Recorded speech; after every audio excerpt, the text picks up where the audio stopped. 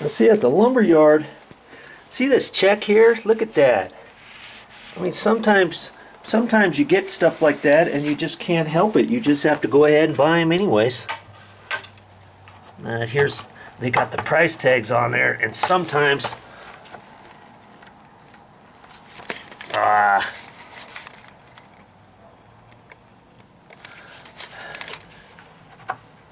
sometimes you get real close to the end and you don't want your blade to cut that off. You probably can, but sometimes the staples are really strong. But anyways, I had these that were already cut 64, and I've got to shave off an inch off them, so I'm going to cut them off of this end, and that's okay that they're cracked. I'm going to stick them back in the corner. But see, these 64s were better. No cracks on them at all. See that? No cracks on them at all. So that's where I'm going to go ahead and put one there. I'll put those two over there. I'll go ahead and cut these and fashion them into the corner there. So one of them was 62 and 7/8, right? I'm not going to show you how to cut all of them. I've already shown you on some other videos how to measure and cut wood and stuff. And one of them 62 and 7/8.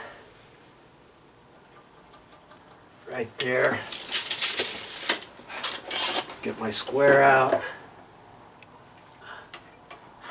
Put your square just before your line. Don't put your square right on top of the pencil mark, because then once you get your pencil and put it on there, you're going to find it's going to be slightly too long. Okay?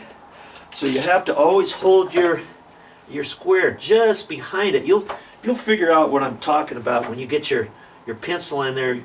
Once you get one little mark, then you can hold it. You can see exactly where it is. Okay? Get my saw. This battery operated saw has been working pretty good for me.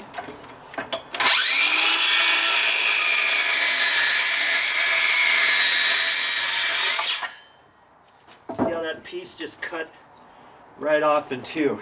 I'm going to set my saw. I'm not going to put my saw on the ground. Okay? Don't put your saw on the ground. You're going to get sand and stuff inside the motor. If you set it like this, you're going to get it in the blade. It's just really not a good thing. Okay? So I know where that one goes. This next one was 63 inches.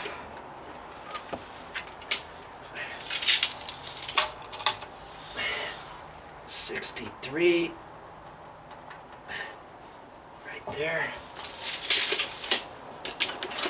I'm going to make it just a hair shy of 63, I think, just so it fits up in there. I think it'll be fine. That was close, 63. See how I'm holding it up on my foot? That's how most construction guys do it.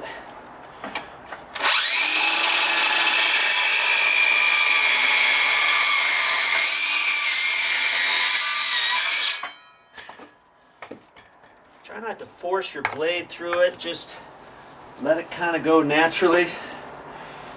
And see, because I'm right-handed, I'm cutting over on this side so that I can see directly exactly where the blade is on this side. And if you get a saw kind of like this one, get the one, if you're right-handed, get the one with the blade on the left side. They, believe it or not, they used to always have these on the right-hand side, the blade on the right-hand side. So you'd always have to lift this up over here.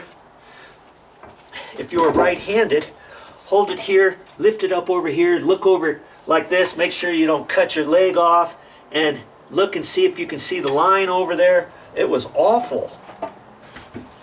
And I never had one of those growing up. My dad had one. And that's all they had. Now recently, well not recently, I don't know how long ago, they started putting some on the left-hand side as well as the blade on the right hand side. Of course, if you're left-handed, you're going to want to get one where the blade is on the right hand side. Okay, now this is for momsy popsy type of handyman jobs around your house and that kind of stuff. Nobody on a job site, on a construction site, has a saw like this. They'd laugh you out of town if they saw you bring this. They'd think, what on earth do you have? Because they have a commercial type of saw, and it's worm drive 77 skill it's called, and lots of different companies make them, not just Skill, and they're not battery operated, and they're longer and stuff. But most of those, all the blade I've only seen on the left hand side for those. And so I don't have mine anymore. I had to leave it when I moved, and I found this one at the store, and I had some other battery operated Bosch tools with the batteries, and I thought, okay, we'll give it a try. And so far so good. It's been doing really good. It's 6 1/4 inch blade. Okay, so now I got those two cut. I'm going to go ahead and put those up. Okay, I got those in there. Now how did I attach that? Well, I pre-drilled some holes in here, and then I ran some 2.5 inch screws and went through the pre-drilled holes, through the OSB, into the 2x6 beyond it, and I really jammed in the drill. I really like that impact drill, because see how far it sunk that screw, and that just puts the screw in so tight. You cannot do that with a regular drill. I didn't have any 3-inch screws. I probably should have used some 3-inch, but I only had some black ones, so I used the 2.5 like this. These are 2s, 2.5. The ones that are coated for rust, you know, they prolong the screws. So I put that in there, and then, you know, I didn't really want to toenail anything down there, so I put one of my little clips down there again. All that is doing is holding it into place. It's not structural or anything like that. And so I put one up there too, and that's gonna hold that right in place. It's not gonna go anywhere. And I want to get it attached to here. Well, I couldn't get it all the way tight because of nails, staples, and that. I tried to cut it as best as I could, and now I'm gonna use liquid nails along that edge and along this edge. Well, probably just this edge here. Okay, and I did the same thing with this one. Now this one was bowed in a little bit, and it had some nails, staples. I cut them off as best as I could, but see how the 2x6 is sticking out from the edge of that. But that's okay. It's inside underneath the deck. Okay. In fact, that may hold out this piece that goes across here. Okay, and I'm just now seeing that. This one's pretty flush. I don't want them to stick out too far, because I've got a band that goes across here that's going to hold up the floor.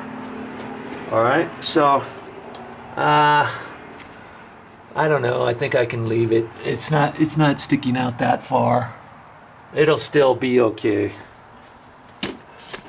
And I put a clip down here on that one. I rammed these screws into the 2x6 back behind there through the OSB plywood, and I'm going to liquid nail this here too.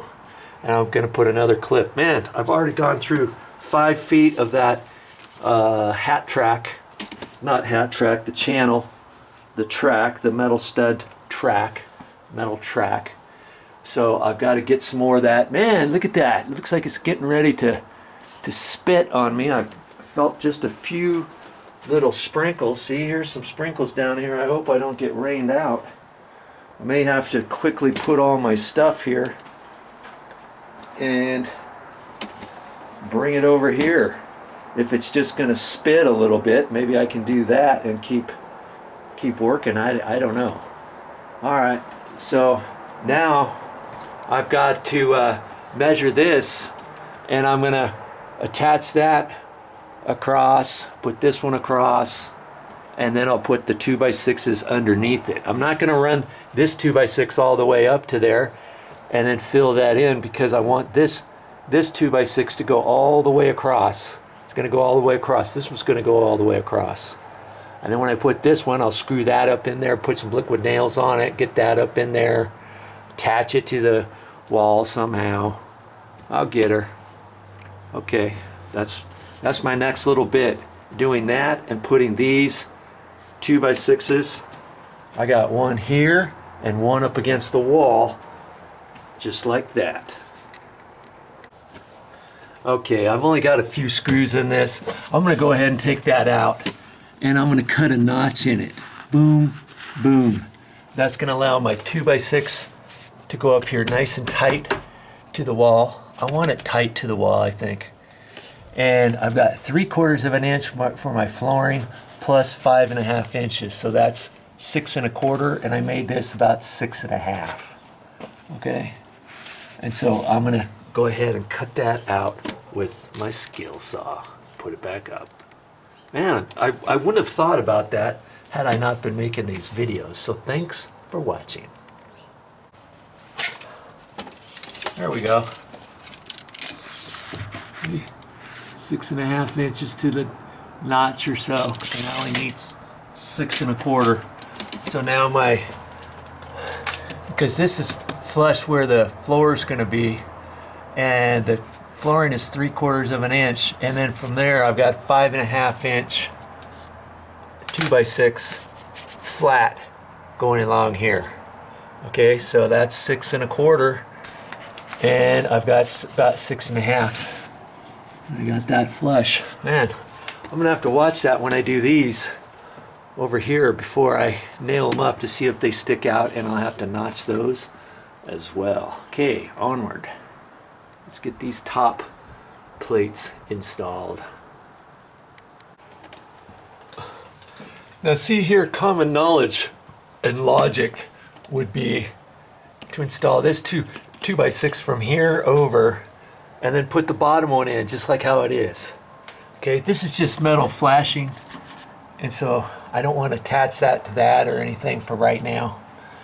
But what I'm going to do is I'm going to actually do the bottom one first. That way I'll measure it, cut it tight to there, and then I'll be able to screw it up to that. Okay, and that'll hold that until I get ready for the next one and put that in. All right. Now see, I'm probably going to have the same issue. When I put that 2x6 up, I want it flush, right up tight to there, but I can't get it tight because see, here's all the staples from the stucco on the other side, and I cut them off as tight as I could, and I'm not gonna do anything more to that.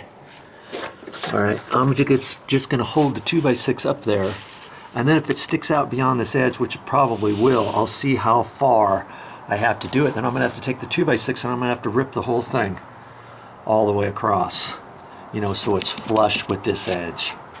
Yep. Working with existing conditions, I've got to make this right, because I don't want that to stick out, because then it's not going to allow me to get the